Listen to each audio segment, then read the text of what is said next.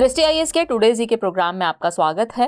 सबसे पहले आप सभी को रंगों के त्योहार होली की हार्दिक शुभकामनाएं। चलिए शुरुआत करते हैं आज के एपिसोड की पिछले अभ्यास प्रश्न से, जिसमें हमने आपसे पूछा था केंद्र सरकार द्वारा वायु गुणवत्ता सूचकांक यानी AQI किस वर्ष लॉन्च किया गया था। आपके ऑप्शन थे वर्ष 2014, 2016, 2018 या फिर 2020। तो इस प्रश्न का सही उत्तर था विकल्प ए, वर्ष 2014।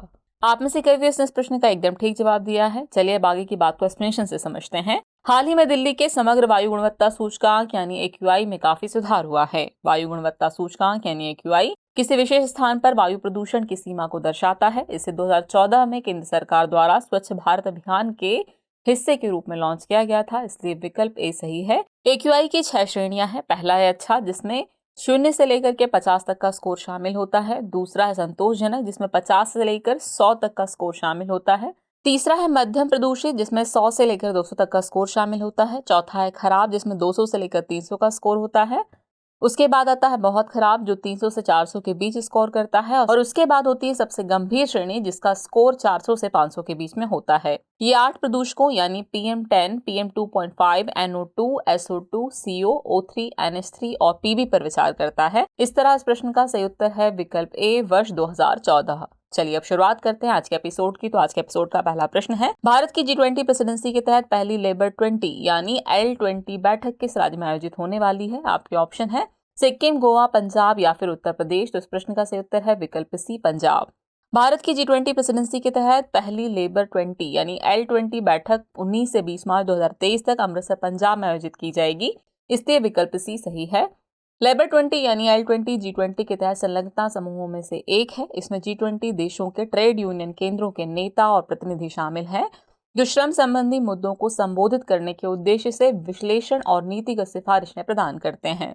भारतीय मजदूर संघ यानी BMS L20 की स्थापना बैठक का आयोजन करने वाला प्रमुख राष्ट्रीय ट्रेड यूनियन केंद्र है। इस बैठक के अलावा L20 बैठक के प्रतिभागियों को अमृतसर की समृद्ध सांस्कृतिक विरासत को प्रदर्शित करने के लिए विभिन्न भ्रमण स्थलों पर ले जाया जाएगा। इस तरह इस प्रश्न का सही उत्तर है विकल्प सी, पंजाब। अगला प्रश्न है, निम्नलिखित में से कौन कटलेस एक्सप्रेस 2023 का सबसे अच्छा वर्णन करता है। आपके ऑप्शन है अंतर्राष्ट्रीय समुद्री अभ्यास, रैपिड रेलवे ट्रांजिट सिस्टम, विषाणु जनित रोगों से बचाव के लिए संगोष्ठी या फिर कुपोषण रोकने के लिए पहल। तो इस प्रश्न का सही उत्तर है विकल्प ए, अंतर्राष्ट्रीय समुद्री अभ्यास। चलिए इस प्रश्न देखते हैं, INS त्रिकन खाड़ी क्षेत्र में आयोजित होने वाले अंतर्राष्ट्रीय समुद्री अभ्यास कटलेस एक्सप्रेस 2023 में भाग ले रहा है, इसलिए विकल्प ए सही है।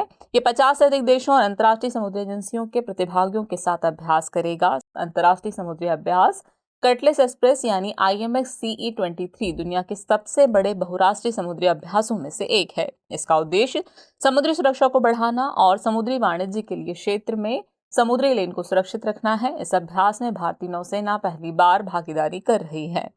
इस तरह इस प्रश्न का सही उत्तर है विकल्प ए, अंतर्राष्ट्रीय समुद्री अभ्यास। नेक्स्ट क्वेश्चन है, स्वामी निवेश कोष के संबंध में निम्नलिखित कथनों पर विचार कीजिए। पहला कथन है, ये विशेष रूप से तनावग्रस्त और रुकी हुई आवासीय परियोजनाओं को पूरा करने के लिए बनाई गई एक सामाजिक प्रभाव निधि है। कथन 2 है, यह कोष भारत सरकार के वित्त मंत्रालय द्वारा प्रायोजित है। उपयुक्त में से कौन सा सही कथन सही है या फिर है। आपके ऑप्शन है केवल एक, केवल दो, एक और दो दोनों, और न तो एक न ही दो। तो इस प्रश्न का सही उत्तर है विकल्प सी, एक और दो दोनों ही कथन सही है। चलिए इसमें से आगे की बात को समझते हैं। हाल ही में स्पेशल विंडो ने स्वामी निवेश कोष के लिए अब तक 15,530 करोड़ रुपए जुटाए हैं। स्वामी का पूरा नाम affordable and mid income housing है। स्वामी निवेश कोष एक सामाजिक प्रभाव फंड है, जो विशेष रूप से तनावग्रस्त और रुकी हुई आवासीय परियोजनाओं को पूरा करने के लिए बनाया गया है, इसलिए कथन एक सही है। इसकी घोषणा केंद्रीय वित्त मंत्री निर्मला सीतारमण ने सितंबर 2019 में की थी और नवंबर 2019 में इसे कैबिनेट से मंजूरी मिली थी। ये कोष भारत सरकार के वित्त मंत्रालय द्वारा प्रायोजित यानी स्पॉन्सर्ड है, इसलिए कथन 2 सही है। इसका प्रबंधन स्टेट बैंक की company SBI cap ventures limited द्वारा किया जाता है, इसलिए विकल्प सी सही है। यानी इस प्रश्न का सही उत्तर हुआ विकल्प सी, एक और दो दोनों ही कथन सही हैं। नेक्स्ट क्वेश्चन है, वन नेशन वन चालान इनिशिएटिव किस देश से संबंधित है। आपके ऑप्शन है भूटान, नेपाल, मालदीव या फिर भारत। तो इस प्रश्न का सही उत्तर है विकल्प डी, भारत।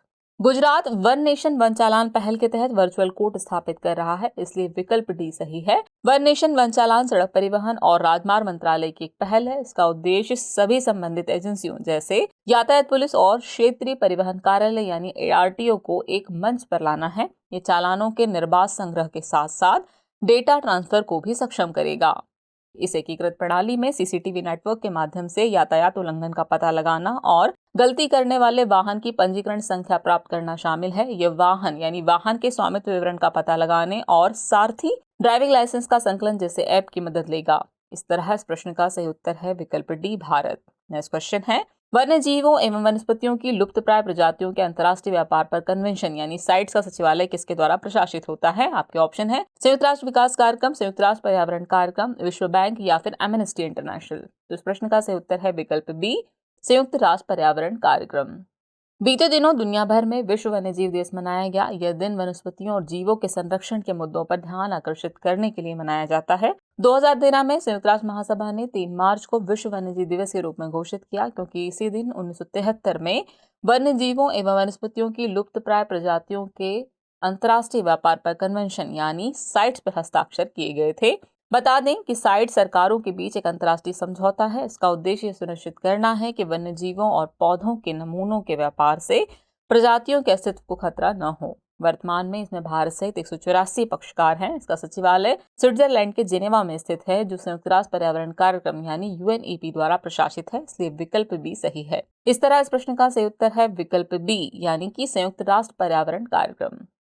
अगला प्रश्न है, कैच द रेन 2023 अभियान की थीम क्या होगी? आपके ऑप्शन है every rain drop matters, rain water is a sustainable solution, source sustainability for drinking water या फिर rain water harvesting is a hope for the future. तो इस प्रश्न का सही उत्तर है विकल्प C source sustainability for drinking water. हाल ही में भारत की राष्ट्रपति द्रौपदी मुर्मू ने कैच द रेन 2023 लॉन्च किया है।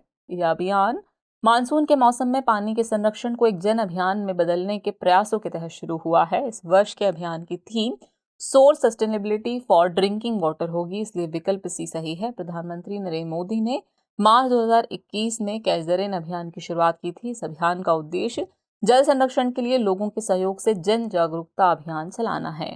इस तरह इस प्रश्न का सही उत्तर है विकल्प C source sustainability for drinking water. अगला प्रश्न है, युवा उत्सव के संबंध में निम्नलिखित कथनों पर विचार कीजिए। कथन 1 है, पहले चरण में 31 मार्च 2023 तक देश भर के 150 जिलों में युवा उत्सव आयोजित किए जाएंगे। कथन 2 है, इनका आयोजन नेहरू युवा केंद्र संगठन द्वारा किया जाएगा।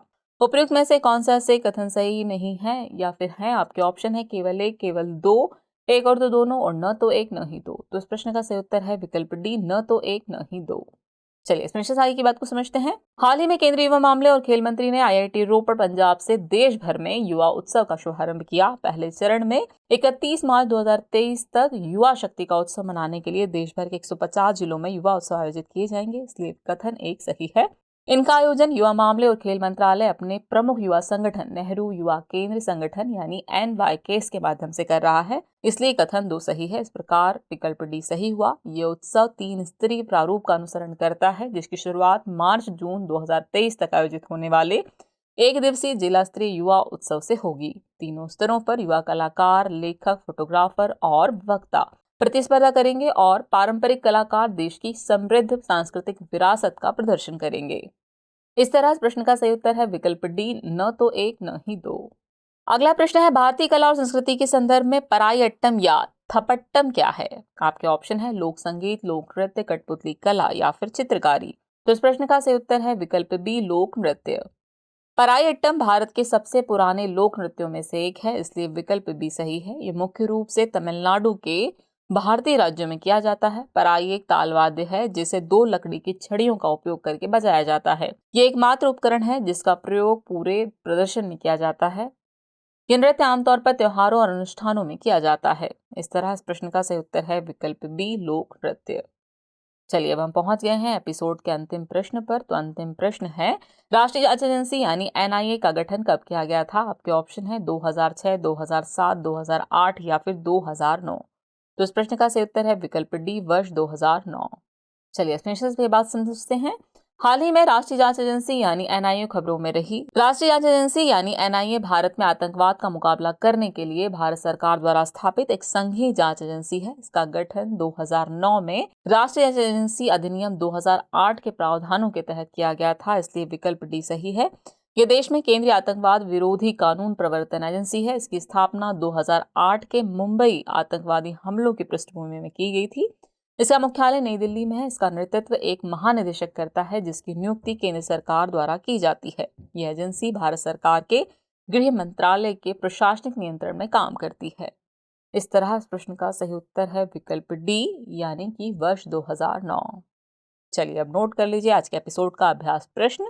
निम्नलिखित में से कौन ऑर्गेनाइज्ड इंटेलिजेंस नामक शोध की भूमिका को सबसे अच्छा दर्शाता है? आपके ऑप्शन है। ऑप्शन ए नैनो उपग्रहों का निर्माण, ऑप्शन बी जीन संपादन, ऑप्शन सी समुद्री प्रदूषण पर अंकुश लगाना, या फिर ऑप्शन डी बायो कंप्यूटर। तो व्यूअर्स, इस प्रश्न का जवाब कमेंट बॉक्स में देना न भूलें। जल्द ही मिलते हैं नए एपिसोड में नए नए सवालों और नई नई जानकारियों के साथ। तब तक के लिए शुक्रिया और आप सभी को होली की फिर से शुभकामनाएं।